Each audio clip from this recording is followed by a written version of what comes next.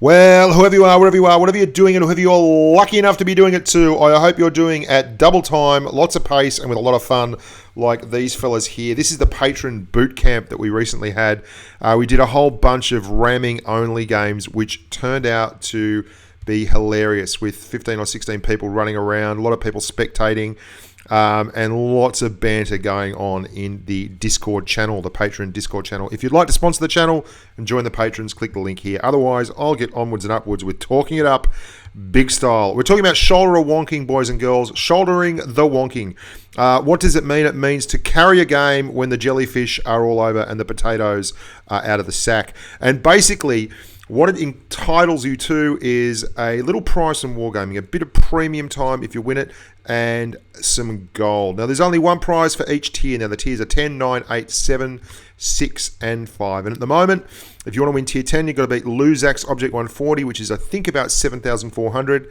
The PTA game from, I think it's Hermos, on the EU server in the PTA, he clocked in at 7,700 damage. Now, if you want to beat tier 9, that's where you've got to be. Tier 8 is a T44 game at about 5,500.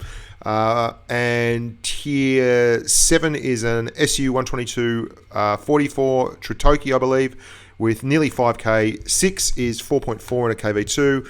And 3 is about 3.1. 5, sorry, is about 3.1. So that's your goalposts if you want to get involved and do a little bit of bashing and win some gold, win some prizes. I'm thinking about making this a permanent fixture, maybe a monthly thing.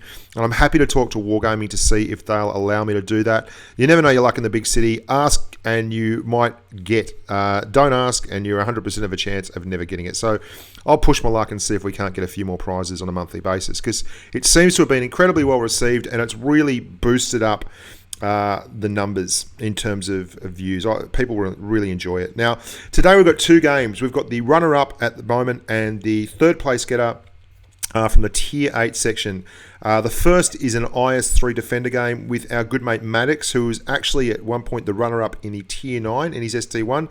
And then we're going to mosey along from Maddox to a fantastic T54 lightweight game, which I'm sure you will enjoy on Castilla. An absolute nail-biter too in the end.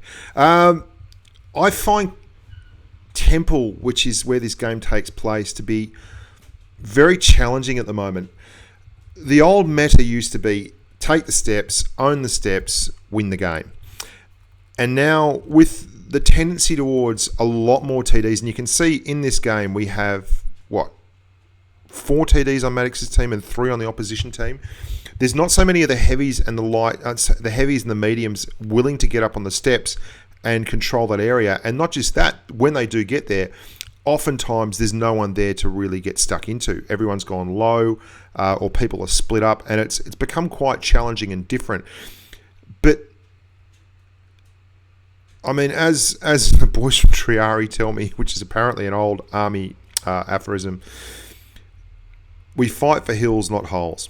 So if you're going to be on this map anywhere in a heavy tank, you may as well be on the part that has good cover and an elevated field of view. And that's exactly where Maddox is at the moment. And his first clip has been an absolute rip snorter. He's missed his first shot, but he has yet to have to use any of the premo. And he's nailed 2 Tier 9 tanks for a shot each.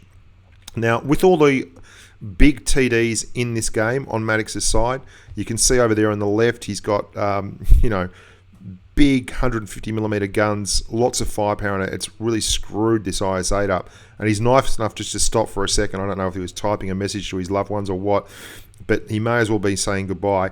The Louva's pushed around. Now, the Louva probably lets Maddox a little bit off the hook here. Does a really good job of trying to reverse side scrape to that Louva while still keeping a hold on this Tort at the front. But the Tort can't push around because of all those big dogs at the back. And that gives Maddox the chance to get a reload done without getting hit from the front by the Tortoise and still deal with the Louva behind. Things, though, are getting really, really tense. You can see that Tort is desperate to get up on those steps, but just lacks the mobility. And he blows what was, for all intents and purposes, a well-aimed shot. And there he is again, straight in. Can't get there. Now, you might note that Maddox is playing on PC. And that's how they did that double zoom in. You can actually roll the mouse forward and zoom in a little bit further, or at least a graduated mouse zoom. The other thing that's freaking me out is that Maddox has his radar in the bottom left of screen, and after 30,000+ games across 2 accounts playing with my radar in the top left, I cannot come to grips with where the radar is on the map, and it's freaking me out, man. Whatever, there's 2 tier 9s left and 2 tier 8s, but this tortoise needs to go. Maddox is still firing the APCR. Look at this. Oh, he's loving it. Noob 8 LOL. I don't know what that bloke was on about. All I can see here is Maddox, and he is filling up the stat sheet and carrying like a boss in a tier 9 game. He's in a premium tank. He's used little to no premo, and he is on for a big score. It's going to be interesting to see how much this kid takes home in his pay packet after this one, because I've got to say, if he nails a couple more, it's going to be a big, big game. Now, this Object 704 is not really paying much attention. He's kind of crowded Maddox's space there. You want to know what was good about what Maddox did on the temple steps there, which I really enjoyed? He had a bunch of TDs on his left behind him. He never gave up that top step. He just kept maneuvering and holding on like a limpet on a rock, despite the fact that the Reds wanted him out of there. And because he had good, big, strong guns on his left-hand side, he was able to leverage that into free shots down. Really good situation. If you can find a spot where you can put a big, heavy tank at the front in good cover with lots of TDs behind, and he can spot for them as well, the world's going to be a nicer place for you. That Pershing and that Waffle Tractor are in licorice all sorts from this position. The Waffle's seen it though, and he's pumped one in the Madster.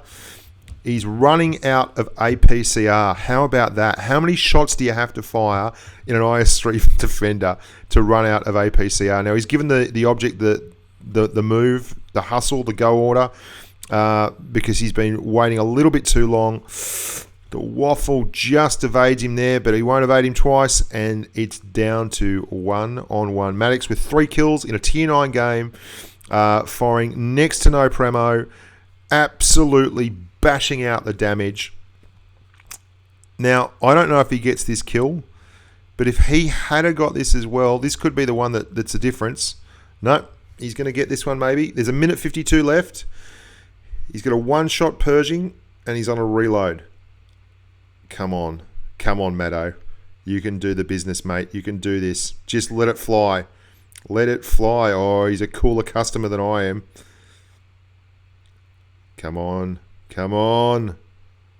Yeah, baby. I mean, he had to use it at the end because he had no APCR left. What a freak. What an absolute barnstormer of a game. Look at this. Winner, chicken dinner. 5,518 damage. Only 70,000 credits. Very, very surprising. I thought he'd make a lot more than that. But an absolutely ferocious game in a tier 9 game in an IS-3 Defender. Putting out that much damage is a tremendous result. So well done, Madstar. Have a look at his site. You can see right there where it all kicks off and how it goes, and there's lots of modding stuff to be had there. There was no sound on that game, by the way. I wasn't withdrawing it on purpose. And here we are. This is hydrogen sulfide in the T54 lightweight. Now, he's got a YouTube channel. I'll chuck it up here. You can have a squiz at the YouTube channel. And certainly, this is the 3rd place killer, so it's a little less damage than Maddox's, but it's a fantastic game for all that. And we've been pretty lucky in all the replays that we've had so far. When they're those big damage games, they tend towards close finishes where it's drawn out right at the end. So the shoulder of Wonking, I'd love to see it continue because I really do think it makes for interesting gameplay. Anyway, making a big, strong flank move on Castilla is the sulfide. He is rolling up on the left-hand side, and he comes across a lonesome T20. A very brave little tank indeed in a tier 8 game to be going here and stopping there. And he gets lucky straight away with the T-43 absorbing that clear shot on the side of the 20. A little bit of a ram, just a touch, just a smidgen of a ram, because the 20 is a very, very slight tank indeed. Now, wants to get out of that area there because obviously there are tanks on the hill there and they'd get 3 shots right down the edge. Now this is where all the wet work commences. He's found the AT-15 who's having a little bit of a breather at the back. He's obviously had a big run or done a bit of exercise and he needs a bit of time off just to recuperate. And as all good tankers should, puts one through the drive wheel, making sure that his quarry will not bugger off and start moving and firing back at him. And there you go. The T-43, Ahmed, Mahana and hydrogen sulfide are now rolling down this left-hand flank, almost like a little focus firing fail platoon. They've walked through 2 people, and even though they're in different tiers, they are doing the game by the numbers. Now, our protagonist here, our hero, is faced with a bit of an interesting situation.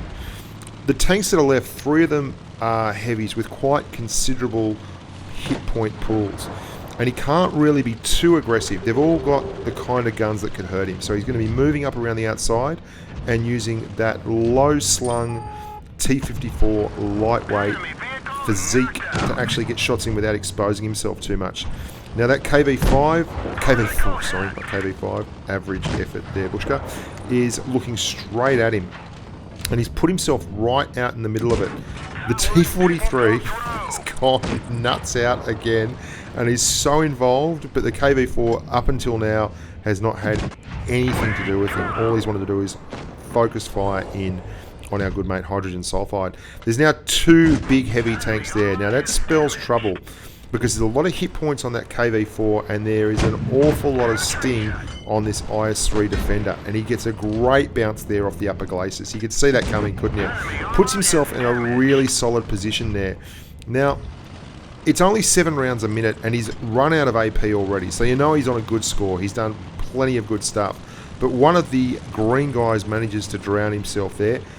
Always an interesting, and he takes a bit of a risk here getting across in front of the defender, trying to get round and put shots here on this LTTB, which he does. So very, very high risk move, but it paid off in spades.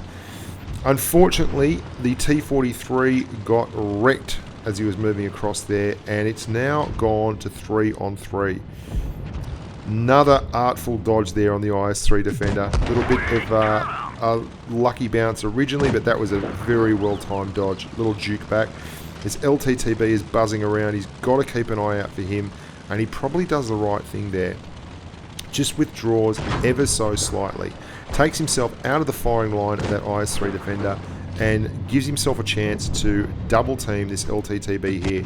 And again, doesn't push too far around. Remember that IS-3 defender? He's still there. There's the bounce. That was the defender. He adjusted his angle as he went down. Bit unlucky there. Not sure what the hell that was doing. Hasn't hit the adrenaline yet. The defender is on a reload. Gets the track. Now decides to go the adrenaline. And it's gone to 2-on-3. How about that? It was an absolute laydown misere, but big heavy tanks at tier 8 can grind you down, and that IS-6 and IS-3 defender have an awful lot of armor to use.